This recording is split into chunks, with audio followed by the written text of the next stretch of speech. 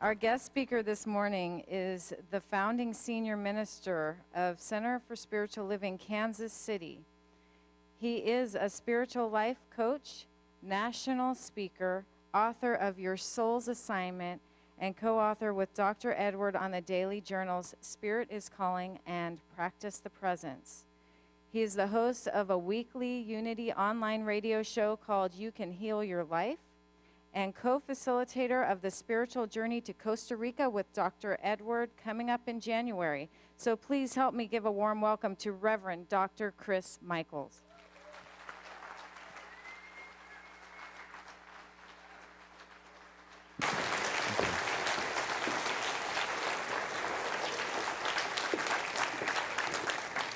Well, good morning, Santa Rosa. Good morning. Oh, you have such beautiful weather here. It was 108 degrees with 80% humidity when I left. So I seriously am chilling out in California. Hey, listen, do you know the story about putting a frog in a pot of water?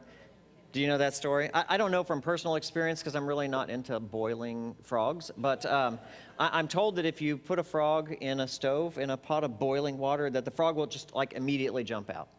But if you put a pot of cold water on the stove and then you drop the frog in and slowly turn up the temperature, the frog will stay in the pot and eventually be boiled to death.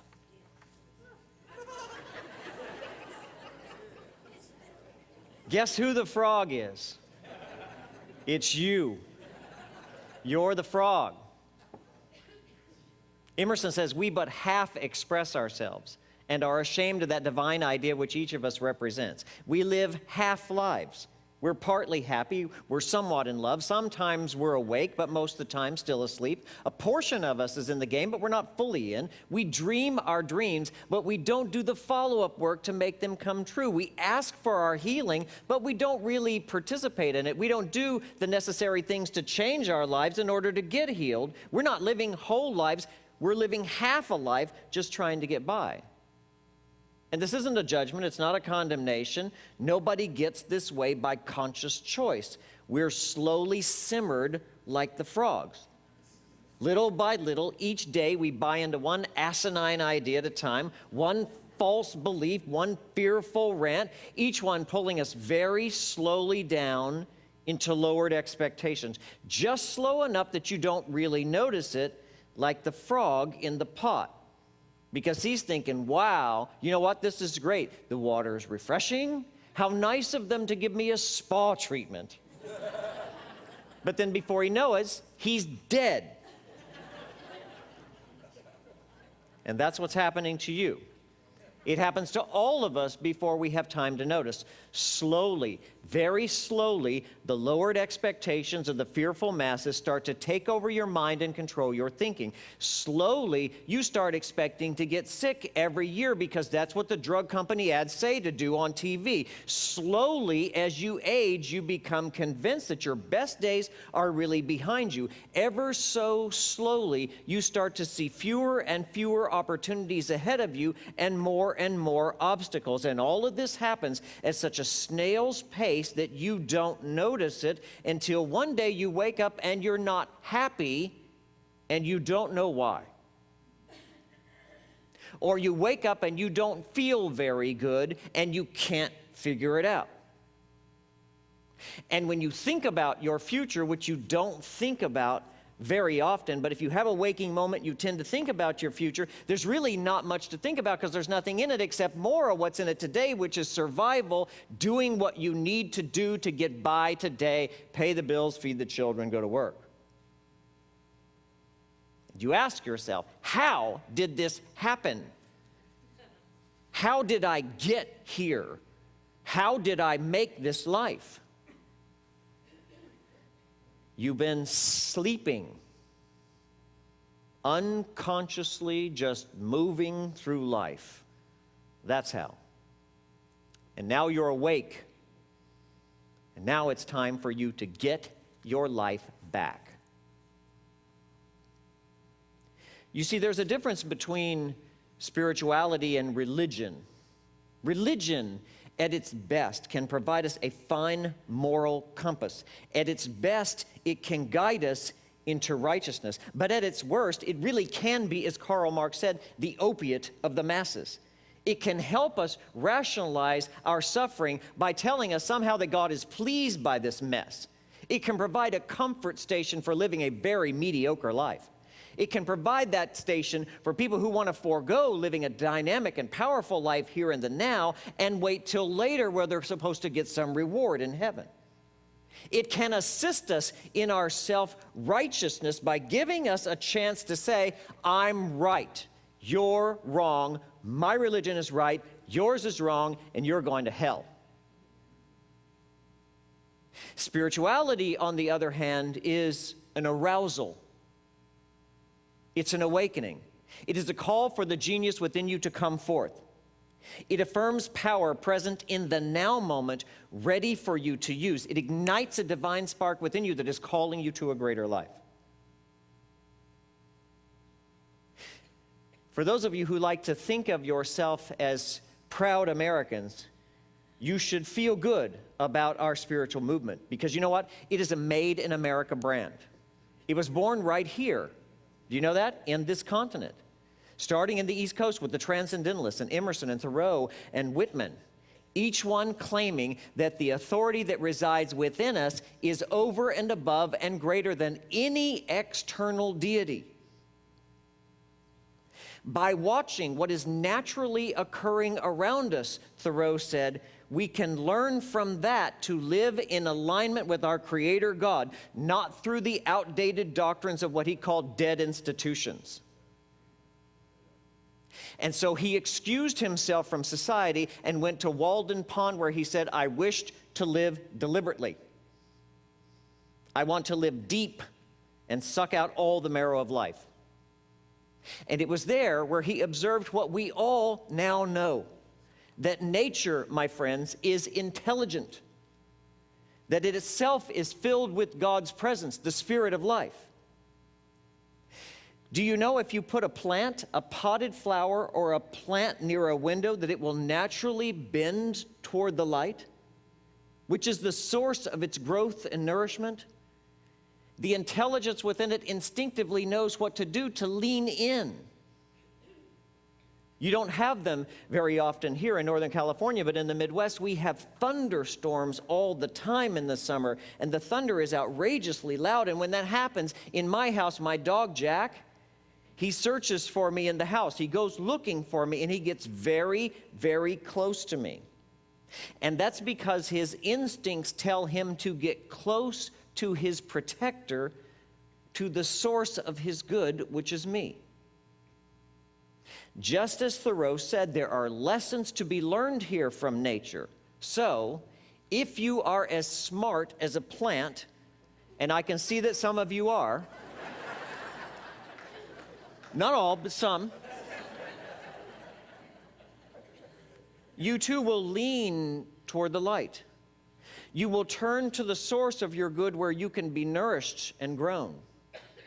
And if you are as smart as my dog Jack, when you get scared, when you are uncertain of your future, that's when you will get really, really close to God, which of course is the protector and the supplier of every possible good thing you can imagine for yourself. But here's the thing, if you don't know Jack,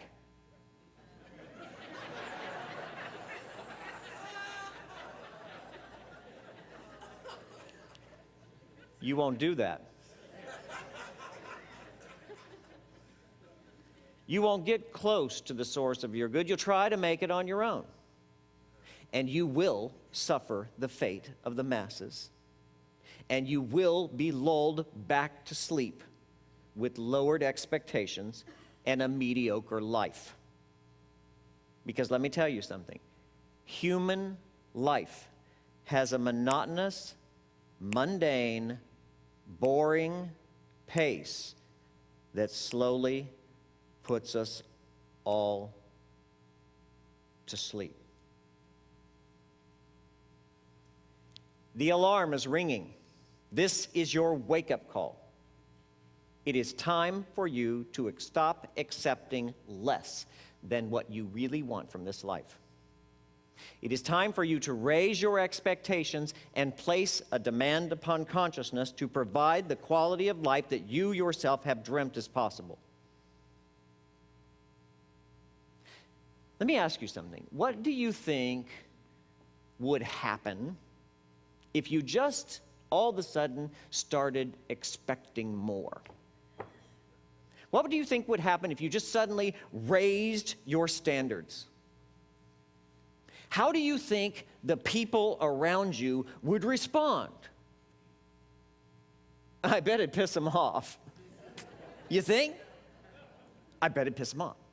Try it this week and see what happens. Now, I don't want you to be mean about it or anything. I mean, don't be demanding. Just start saying things like, you know what? I would really appreciate it if you wouldn't speak to me that way anymore because I don't like it. Or if you went to a restaurant this week, go to the maitre d' and say, could you give me the best table in the house? Because I'm working on raising my standards, and you can help me out right now. Now, here's the thing that you could say that might piss somebody off. You can use a different relative. I used my mother, and it goes like this. Well, Mother, you know, that's a nice story, but you know what? I'm not really doing guilt anymore.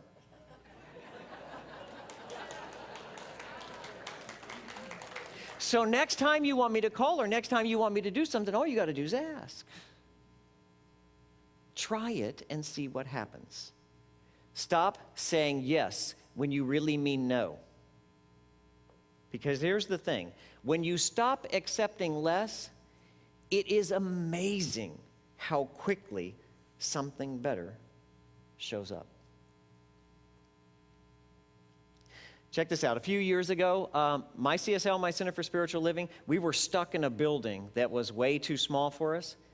And so in my meditation, I got this message to do as what Dr. Holmes says in our reading that we're doing right now, which is to raise our expectations, to build a bigger mental equivalent. And I didn't really know what that meant or what I was supposed to do about that at the time, but that's the concept that came to me, to get a larger mental equivalent. So I didn't know what to do, but just follow the best idea that was in my mind at the time, which was to begin a few years ago, start uploading free content to our website.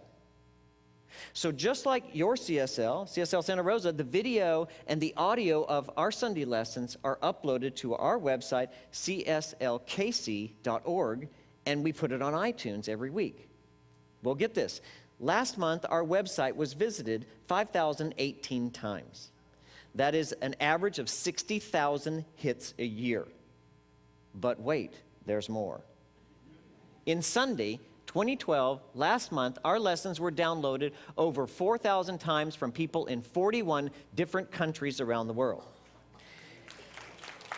And I talked to Dr. Edward this week about yours, and he said your services are downloaded by people in Spain, India, China, Great Britain, South Africa, Australia, Russia, Germany, and many other countries.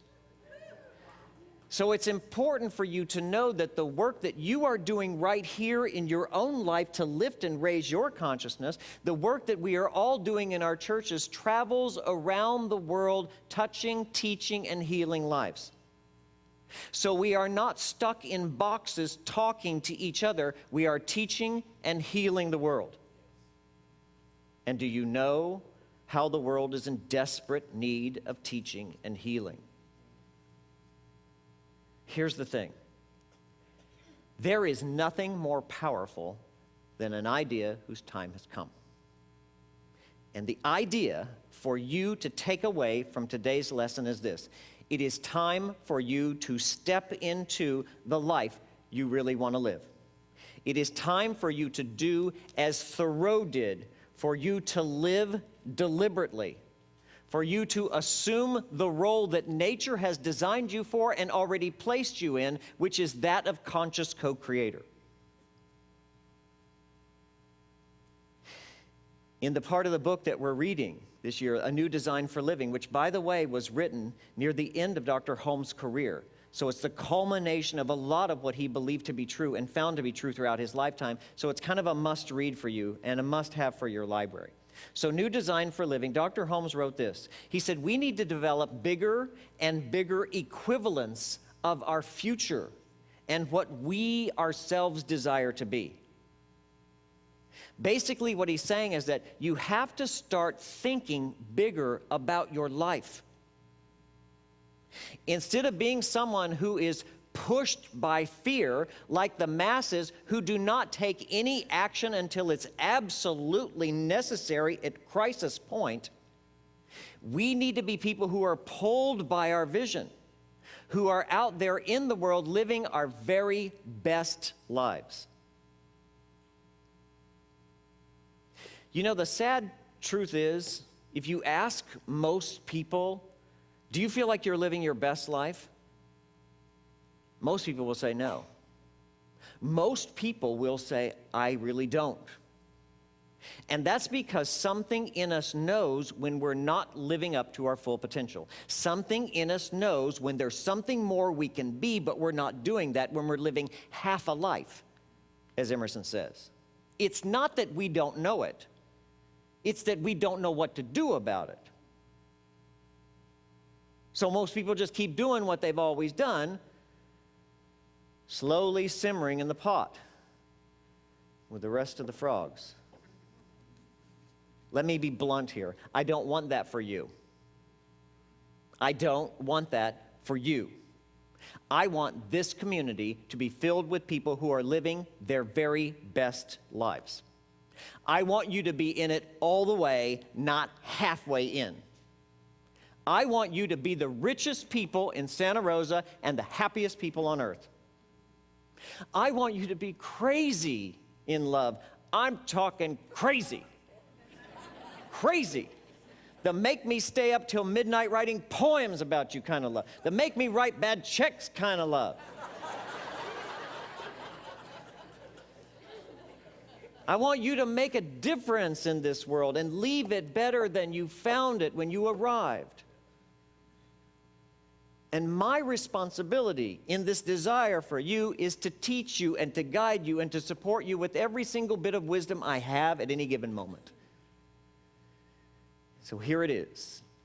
Here's the three things, the wisdom I have at this moment, the three things that you can do now to live up to your full potential and live a better life right now. Number one, stay awake. Don't go back to sleep.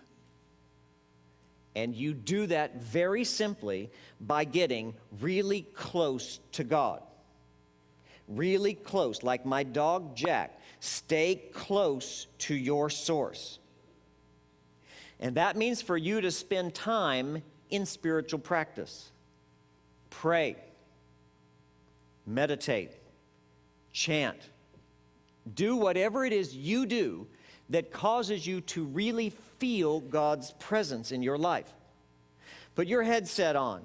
Listen to Bruno Mars, if that's your generation. If you're my generation, listen to Jimi Hendrix. You know what? You'll get connected to God. And I don't want you to be all religious about it. Don't try to be all religious. Do whatever seems natural to you to do. If you're gay, sing show tunes and twirl around the house. You know what? If you're a lesbian, for God's sakes, go build something, you know? Rent a U-Haul, move in with somebody. If you're straight, go camping, take a hike in the woods. Straight people like to do that. They have the proper shoes.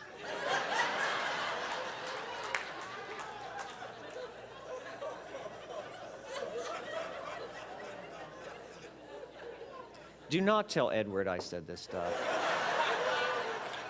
Do not call him tomorrow. Do not send him an email. I know these are stereotypes. The point is, do whatever seems absolutely natural to you. To you. Number one, stay awake. Don't go back to sleep. Stay close, very close to the source of your good. Number two, I want you to take an inventory this week of your life. I want you to sit down and I want you to write down the areas in your life where you believe you've started to accept less. And I want you to be honest with yourself and not lie about this. And don't rationalize your limitations, because we always have reasons why and stories about why we've accepted less. I just want you to write down where you believe you've accepted less. And resist judging yourself about this, because you know what? Honestly, we're all doing the very best we can at any given moment with the wisdom we possess. And the truth is, you accepted what you did then. It was okay then because that's what you thought was good enough. And now it isn't. So sit down and write down the areas of your life where you believe you've started to accept less. And then number 3, I want you to start making a plan to raise your standards, to lift your expectations, to place a demand upon the consciousness that creates and sustains universes. I want you to begin to get a bigger mental equivalent for yourself and get yourself out of that box. If you could have everything your way,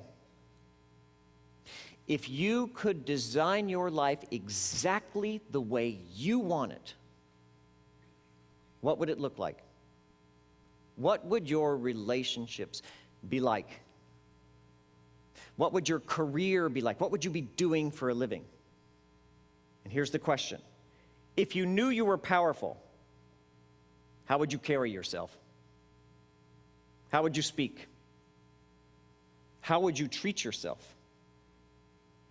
How would you treat others? As Chris sang, if you knew you were brave, what would you be doing today? This is your time. This is your life. Don't waste it. Go out there and suck the marrow straight out of it. And so ends the lesson.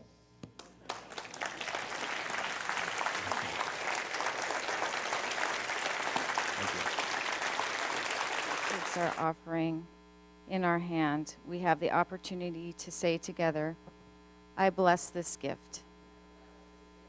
I send it forth to heal and prosper. It does good work in the world and blesses creation. Thank you, ushers, for receiving our gifts.